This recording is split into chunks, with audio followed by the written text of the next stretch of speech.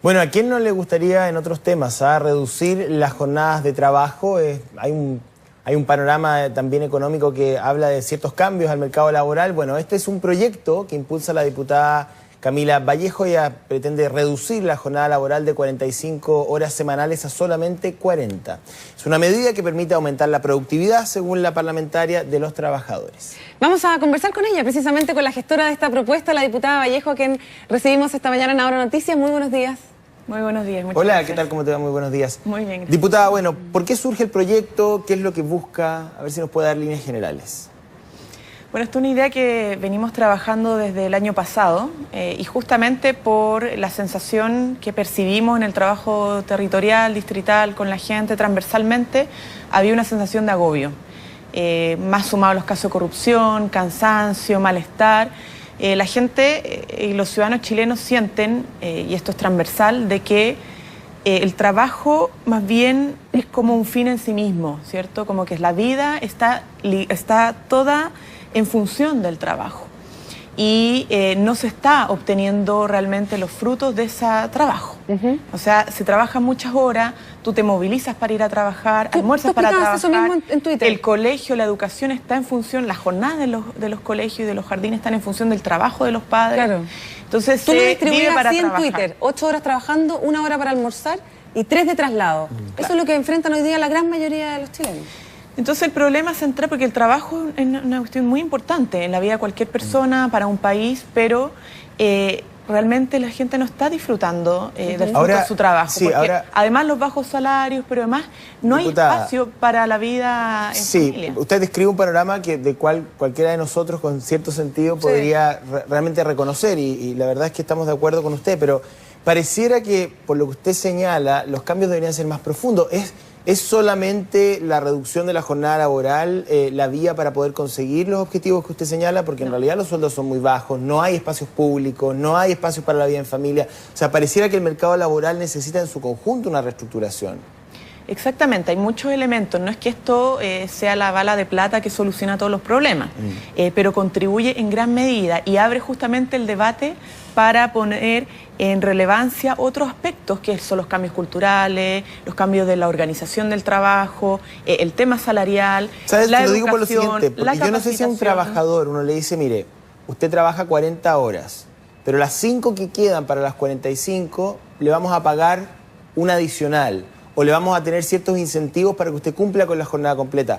Me imagino que cualquier trabajador en su casa a lo mejor dice, bueno, ok, yo trabajo más, pero me reporta un beneficio, que es lo que no ocurre hoy día.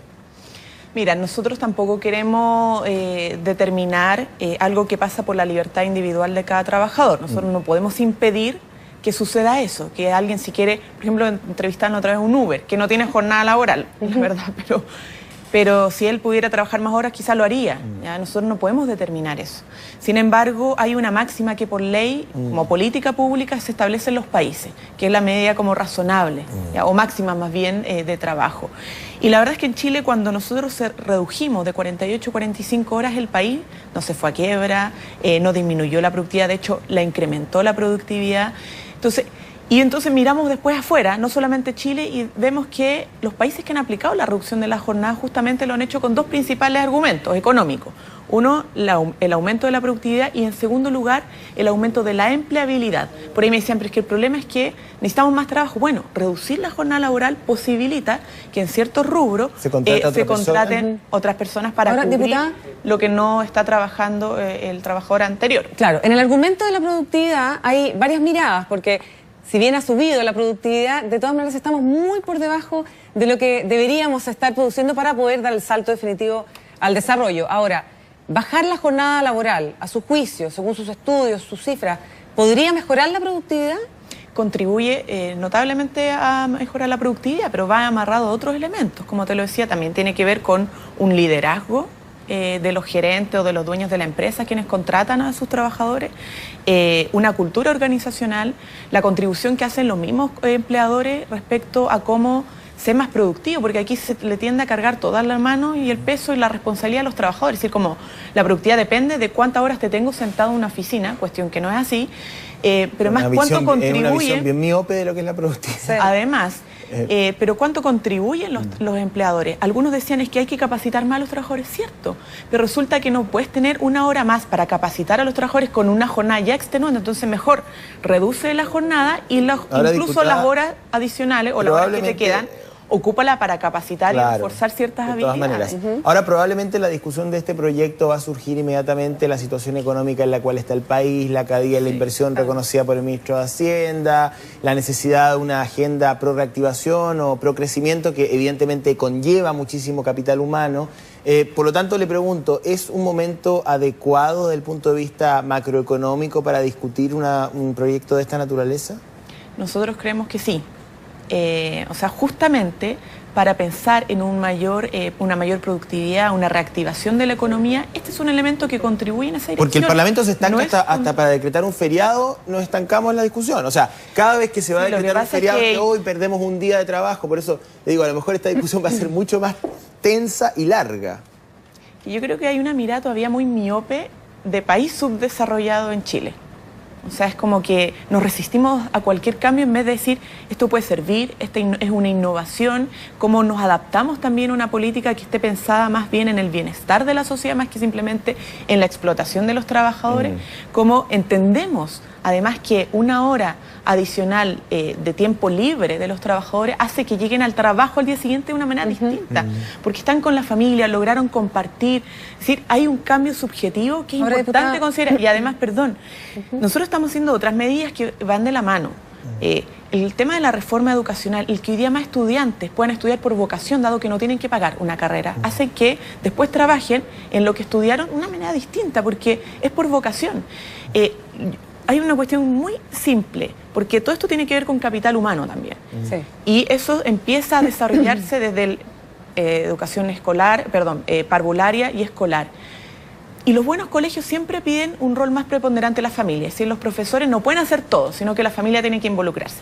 Y tareas para la casa, y participación, etcétera. Pero los padres en general no tienen tiempo para eso. Usted también se ha dado cuenta, me imagino, el ejercicio como parlamentaria de lo exigente que es para los papás enfrentar eso, efectivamente. Sí, yo estoy recién iniciando eso, pero me ha tocado conocer muchas familias de todos los niveles socioeconómicos que dicen, me cuesta mucho involucrarme en la educación de mi hijo, más bien descanso en el colegio, porque no me da el tiempo. Y cuando estoy con mis hijos, para hacer tarea, la verdad es que muy tarde, casi no se involucran. No sé si es su caso, pero los parlamentarios trabajan mucho menos que 40 horas, yo creo.